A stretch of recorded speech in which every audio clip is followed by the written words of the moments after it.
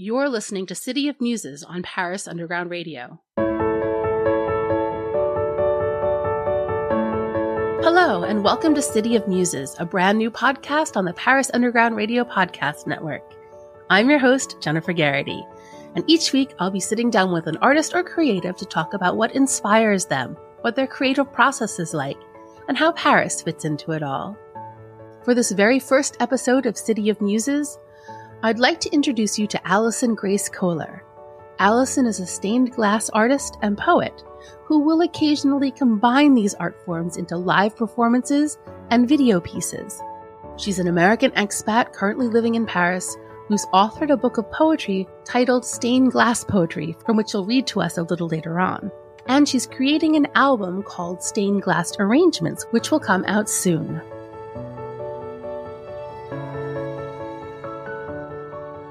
Hello, Alison. Thank you so much for joining me today. Hi, Jennifer. Thank you for having me on your podcast. I'm very happy to be here. Can you start by telling us a little bit about who you are and what you do here in Paris? Sure. So I am a stained glass maker and a poet. Yeah, a stained glass poet, one could say. And I like to combine these two worlds in different ways. So I make windows for different kinds of spaces, both public and private, exhibitions, and also installations in different kinds of spaces and galleries and outside environments as well. And I write poetry, and sometimes I bring stained glass work live onto the stage and create live pieces while reciting poetry. And I also sometimes integrate text in windows, text written by poets I admire, sometimes my own text, depending on the project. And yeah, I'm still in the process of exploring the ways that those two worlds can kind of intersect and kind of expand inside each other. You just said so many fascinating things. I'm really excited to dig into all of that. You're the first stained glass artist that I've ever met. Okay. I think it's such an interesting and cool profession. And it's so stupid because, obviously I know this is a job, but it's not something I think of people doing. Yeah. It is a niche, and I guess probably a larger world than one might imagine. Also doing it, I learned most of my learning in terms of how to make stained glass in France. And it's certainly, I guess it's maybe a larger profession here in terms of, especially when it comes to restoration work. France is the country with the most stained glass in the world, particularly Gothic stained glass. So there's a lot of restoration work and also, creation that's happening here and around the world. Yeah, I mean, I guess I found my way into the profession through, before doing stained glass, I was making art. I studied oil painting and also literature back in the States, fine arts, and had a chance to work with an artist in Denmark who taught me how to cut glass to build frames. And then I became interested in glass just as a material, and sort of by chance met a stained glass maker when I was traveling here and kind of learned some of the basics, and then went back to school here.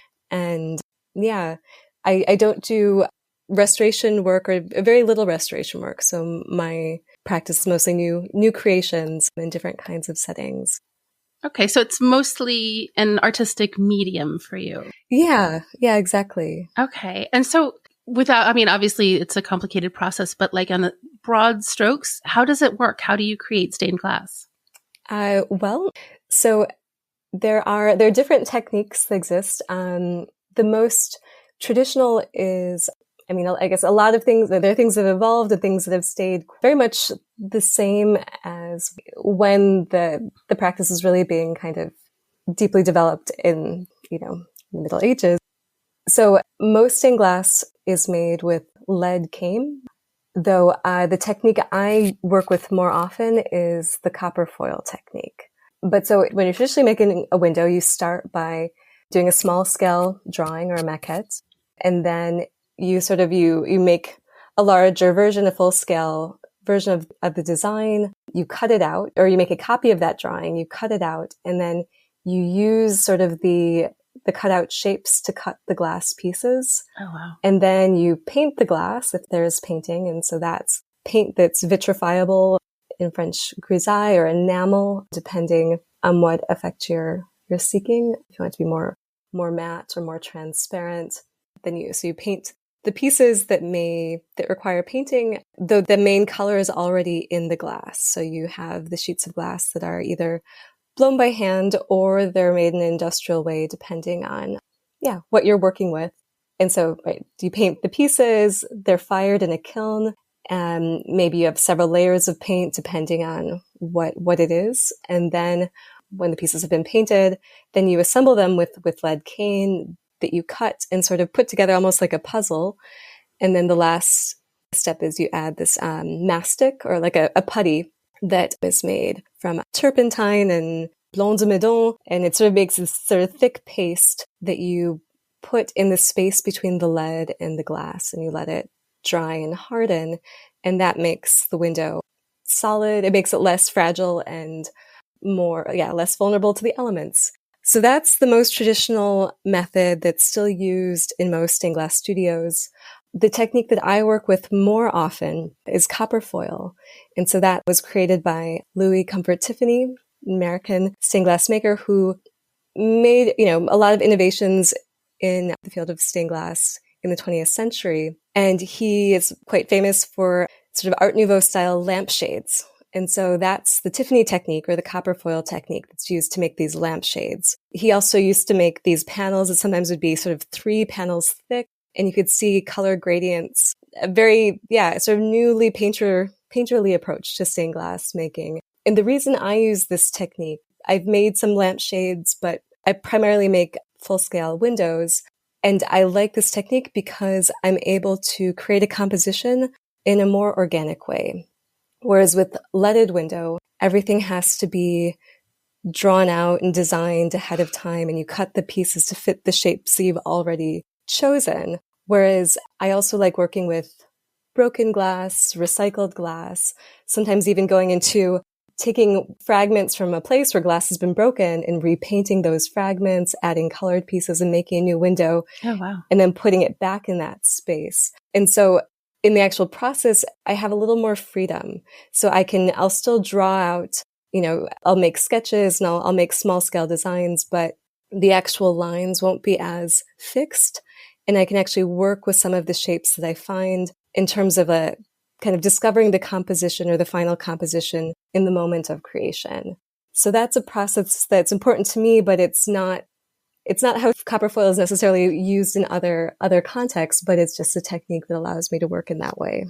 Amazing. That's amazing. I was going to ask you about the creative process and how much you know ahead of time, how much needs to be planned ahead of time. Do you start with like a theme or an idea and then it grows from there?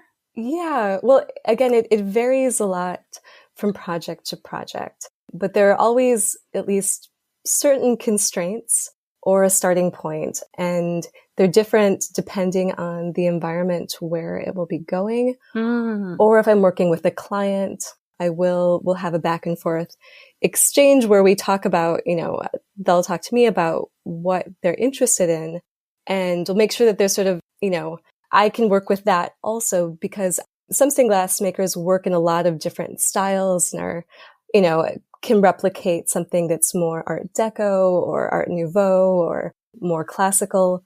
And I have some of that training, but what interests me the most is sort of creating original works. And so each stained glass window is kind of like a painting, but a painting that will be in a specific environment. So it'll be reacting to the light and kind of living with the space that it's in.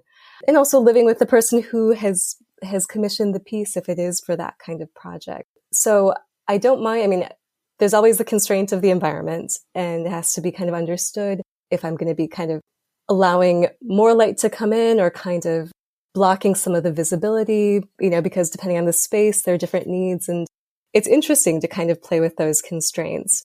And sometimes clients might have specific wishes in terms of colors or figurative elements. And all those things, most of the time I'm happy to work with. But the most important is that the client is happy with or likes the work that I do, which isn't going to be replicating another style. So it's not a problem to start with constraints, but in the end, it's going to be a creative work that will be partly created or partly discovered past the initial stages of sketching. So I'll present designs and we'll kind of come to a certain level of agreement about color and sort of a general idea. And then I guess it depends on the person who's commissioning the work, but either they'll want to see images sort of throughout the process just to make sure that, we're on the same page. Or sometimes people are like, I trust you. I just want to see it at the end. And I'm open to both of those. There's risks in both places, but I also want to make sure that the person who's commissioning the work wants a work that's, that is that. And if they want something else, there are lots of other stained glass makers that are very skilled at doing other kinds of things. Do you remember the first piece you ever created? Oh gosh, yeah. So the very first stained glass piece, yes. So it was in a studio in Paris run by the first person, a man who actually emigrated from Turkey, Kurdish origins, who came to Paris a couple decades ago and is a stained glass maker here. And he's the first person who showed me some of the basics. And he's also a painter, and I was sort of attracted to his paintings initially. And then I learned he made stained glass. And at the time I thought, oh, right, stained glass, that could be an interesting way to kind of work with this medium that I've had a chance to encounter. And I like the way that it breaks sometimes, but I just didn't have the skill. So I did a workshop with him. And so the very first piece I did, it's at my father's house in Chicago. It's a leaded piece where I worked with sort of some blue and orange and kind of raspberry pink fragments that were kind of in the studio. And it was basically a design that most people, it's very geometric, but asymmetric. I guess a little bit like a Mondrian painting, but with different rectangles of color that I chose. And that was sort of the initial, I just made a composition with different colored rectangles, and then I drew it out, cut it out with these special scissors that for leaded windows, you cut out the pieces with scissors with 3 blades. Oh. And it means that you remove a tiny piece of the paper that ends up being the space where the lead goes in. Oh. So that makes sense. It stops the window from being too large. So I got to use, those special scissors and cut out the pieces and then cut each rectangle of glass and assembled it with lead. So that was the very first piece I made in stained glass. Were you hooked immediately? Yeah. Gosh. Well, I feel like it's a medium where there's some things that there are a lot of interesting paradoxes in it. And there are things I also had to kind of almost fight against myself in terms of becoming familiar with it.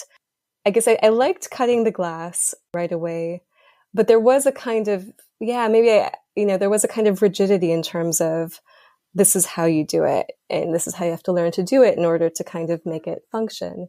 And for a long time, I really felt like, okay, I have to do it this way. And it didn't feel quite as free as some of the work I was able to do in oil painting or in drawing. But over time, I kind of started to find ways to work with it in a way that became closer to the way I can work with paint or even text. Also, when working with paint for the first time on glass, it was quite challenging to paint on a surface that doesn't absorb. After having worked, on canvases or wood or paper, there's a lot more of a give and take between the medium and the surface. There's sort of a conversation, whereas glass, you can wipe it off easily before it's been fired, but it doesn't absorb anything. And there's a kind of coldness that was hard for me to adjust to at first. But over time, just that challenge became interesting. And even to kind of stretch what that medium might look like, or how, sometimes I leave spaces between the pieces of glass that, once they're installed and there's glass behind them, they're solid and they're not going to move. But just to play with the constraints of what stained glass can be, it feels meaningful. Whereas initially it was a barrier. Are you a book lover who's always looking for the next best book? or an avid reader who'd love the chance to ask their favorite author a question?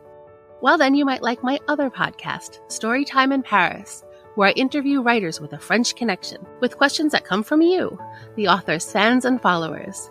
Then the authors treat us to a reading from their books. Listen now to Storytime in Paris on parisundergroundradio.com or wherever you listen to podcasts. We'll be right back with City of Muses after a word from our sponsors. And now, back to City of Muses on Paris Underground Radio. And is that how you create these portraits that I saw? Yes. Those are phenomenal. Oh, thank you. Yeah, so that's those are mostly done with grisaille, which is the oldest kind of paint that was created for stained glass. It's ground metal oxides you mix with either water or another medium and apply to the surface of the glass. And the portraits often I often fire them, well, I guess a minimum of 2 times, but up to 5 or even 6 to kind of build up a gradient. If I'm trying to get a skin tone that has sort of the lights and the shadows sort of in a kind of softer, if it's a softer gradient, it just takes time to build that up. Whereas with paint, you could let it dry and build it up, or even do it in one gesture. But for glass, you need to fire it to kind of build up sort of gradients. Okay. So you like paint a layer and then fire it, and then paint a layer and then fire. Exactly. Yeah. Wow. Okay. I feel like that must take an incredible amount of precision. It does. I mean, I guess it's sort of a dance between precision and what is intentional, and then also allowing for space to kind of, I don't know, for the gesture to kind of happen organically. And there's some portraits that are a little bit more sketchy in style, and then others that are a lot more faithful to kind of a photographic image. But yeah, it's both. It requires precision, but also a little bit of trust in the gesture. Wow, that's incredible. Okay, and so you mentioned you're also a poet. Yes, yeah. Have you always considered yourself a poet? I guess I've written since I was quite young, but I don't know that I've always considered myself a poet. I think I considered myself an artist first, or I kind of decided like, this is what I'm doing. I'm going to make art. That sort of commitment that sort of has renewed itself over time. I would say that came first, and writing was always there in my life, sort of from almost as long as I remember. I guess I started to, embrace that more fully when I had a chance to, so I spent 2 years studying in France at Olivier de Serres and got a diplôme de métier d'art. And then I had a scholarship to work in Scotland for 4 months. And moving back into an English language environment, I was suddenly, experiencing things differently again. And I started writing again. So that was, back maybe 2015, I believe, that I started. Yeah, I guess maybe before that I was, focused on learning French and kind of becoming more integrated in France. And then leaving France, being in Scotland, I started writing in English, and suddenly poetry started taking an important space in my life that has sort of continued from that point forward. Although I think the roots of that are from before then. Interesting. And when you're reacting to the world, like just out about, do you find things coming to you visually or orally? Like when you're going to start a piece, where does it come from? Good question. I would say, I'm definitely sensitive to a lot of visual stimulus, and I guess, that is probably often a starting point, but also sort of what I'm living and what I'm feeling and what I'm thinking about. And I recently finished one piece that is a diptych that I started in the studio that I moved out of at the end of last year. And I was searching for a new space. And before I had found this new studio, I decided to make these 2 windows that were indoors that I had found on the street. Because I've also done a series of windows in like found frames. and things that weren't frames originally, but become frames. And so these doors I'd been holding on to, there was sort of this interesting design in the wood, and they'd just been sitting in the basement. And so I'm like, okay, I'm leaving this space. I don't know where I'm going next. I'm going to make these 2 windows inside these doors. And so for those pieces, I was also doing some writing, and I ended up choosing some fragments of things I was writing, just thinking about leaving this space, thinking about where I'd be going next, and thinking kind of about the past and the future and these sort of 2 doors and sort of that space in between. So for that project, I guess it was more what I was living in that moment, but also these doors, that as the starting point, and then kind of picking out the colors and the shapes that sort of felt right in the moment, and then choosing the fragments of text that, extracted from things I was just sort of writing about and thinking about while trying to process that transition. That's so interesting. And how clever to put it on doors when you're talking about a transition too. Yeah, it fit well. And then I actually finished them in the new space. Oh, okay. So I made the pieces and then I actually installed them in the new space. So it kind of really bridged that, that moment. Very symbolic. So you mentioned that you combined your poetry with your stained glass for these live performances. What does that look like? How does that work? Well, I've done it in a couple of different ways, but I guess most recently, I just got back from a festival in the Netherlands with Paris Heretics. And for that, the performance at that festival, I guess there are a few different elements. So there was text I'd written recently, and I recorded some of this text and combined it with music that was provided by one of the Heretics artists, and made a little mix that was sort of the backing track that was sort of played live during the performance. I was on stage with a small light table that I can carry with me, it's like a LED panel. So it's light, it's a little bulky, but it's not too heavy. So possible to travel with. So that was sort of on stage, and I was behind it, and I have, various tools for cutting glass. I have a box of glass shards that I also brought with me, and a microphone, and a camera that was sort of overhead and was filming what I was doing live. And there's a live projection onto a screen behind me. So if you're close up, you can sort of see what's happening on the light table immediately, but at a further distance, you can see kind of the shapes of my hands sort of moving on the screen.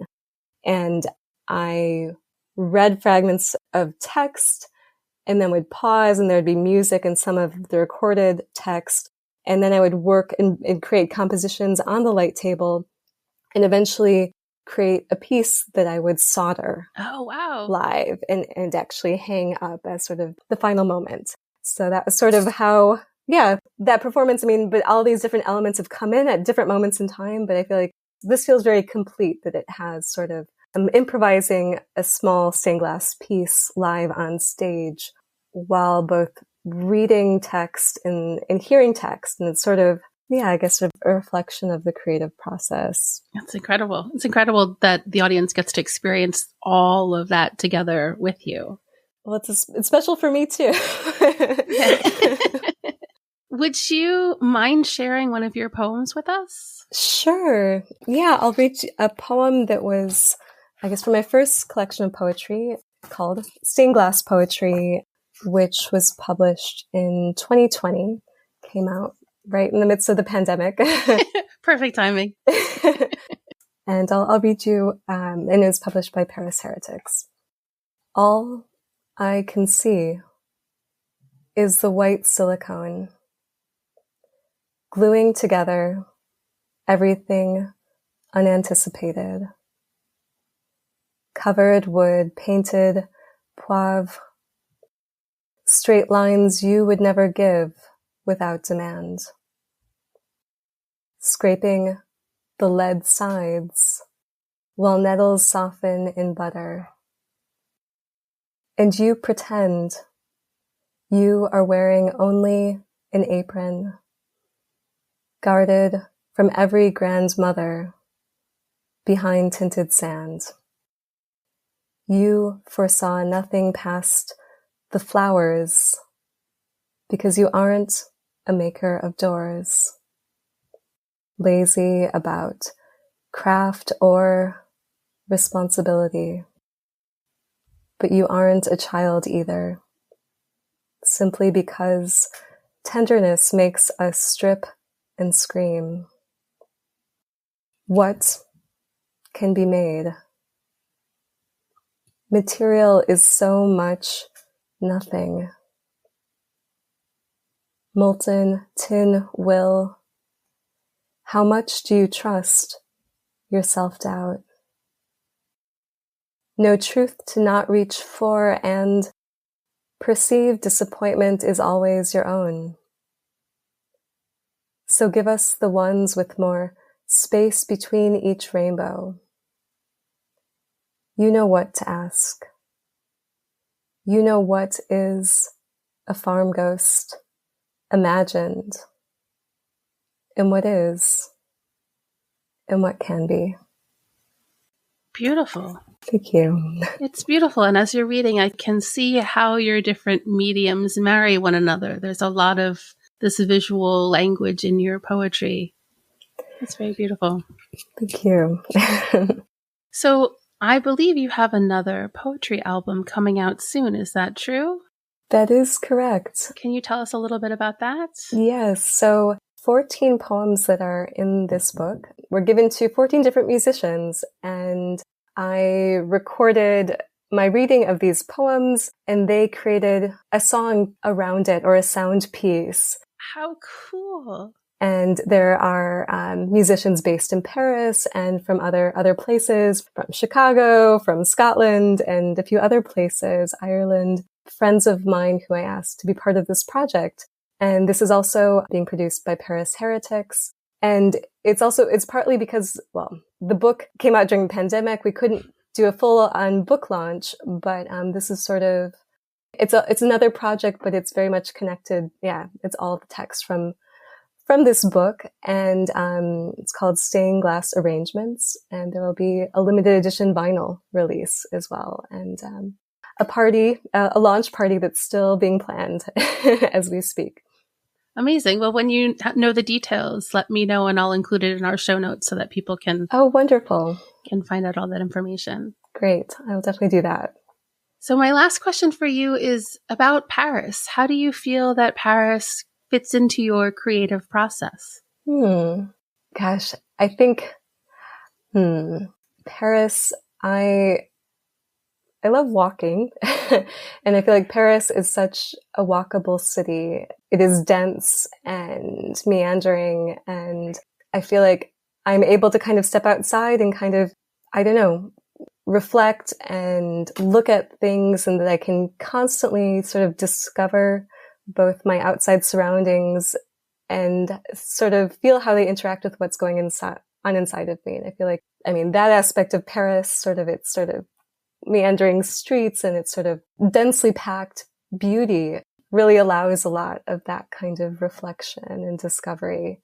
And also to be a foreigner, I feel like there's a special perspective that I feel like I can both be very present inside of things and then sometimes be watching what's going on and even observing what's around me and being outside of things and reflecting, both feeling things and being in a moment and being outside of it and reflecting on that moment almost simultaneously. I feel like being a foreigner and being in Paris, but I think it could be elsewhere too, sort of invites that kind of acrobatic motion that is not always comfortable and can be very uncomfortable, but I think it's also, constantly expansive. And I think that, for me, that's really connected to creation, to be both in a moment and feeling it and living a thing, thinking about a thing, and then kind of stepping out and observing it and kind of that.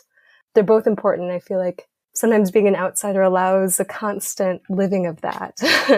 Yeah, I agree with you. I think there's a sort of dance and you can't ever entirely lose yourself in it. Mm-hmm. Like as long as you're here, you're never going to be entirely French. There's always going to be that part of you that's other. Yeah. And so, that allows for this observation, which allows for a creativity. Yeah, I agree. Is Paris the most romantic city in the world? Host Lily Heisey answers this very question in her podcast, Romancing in Paris, which takes you through the city, arrondissement by arrondissement, by exploring the most romantic and hidden spots Paris has to offer. Listen now to Romancing in Paris on parisundergroundradio.com or wherever you listen to podcasts. We'll be right back with City of Muses after a word from our sponsors. And now, back to City of Muses on Paris Underground Radio. So where can people find out more about you and your beautiful work and what's going on in your life? Well, there are, various social media platforms. On Instagram, I'm at Alison Grace Koehler, and also Facebook. My Facebook artist page is also Alison Grace Koehler. My website is alisonkoehler.com, and you can also, via the website, connect to my mailing list if you want to be receiving more regular updates about exhibitions that are happening or performances that are taking place or workshops that I'm offering. Fabulous. Thank you so much. This was such a lovely conversation. Well, thank you, Jennifer. I'm really happy to talk to you. It was really, really lovely for me as well. Thank you for listening to City of Muses. If you like what you've heard, please take a moment to rate and review it. This is the fastest and easiest way to help support the podcast. Tell a friend who could use a little inspiration. You can also subscribe to the Paris Underground Radio newsletter over on our website, which comes out every Sunday and gives a little peek into what's on the network for the week ahead. I'm your host, Jennifer Geraghty, and you can find me on all socials at Jennyphoria. That's JennyPhoria. Thank you for listening, and may you find inspiration wherever you go. City of Muses was produced by Jennifer Geraghty for Paris Underground Radio.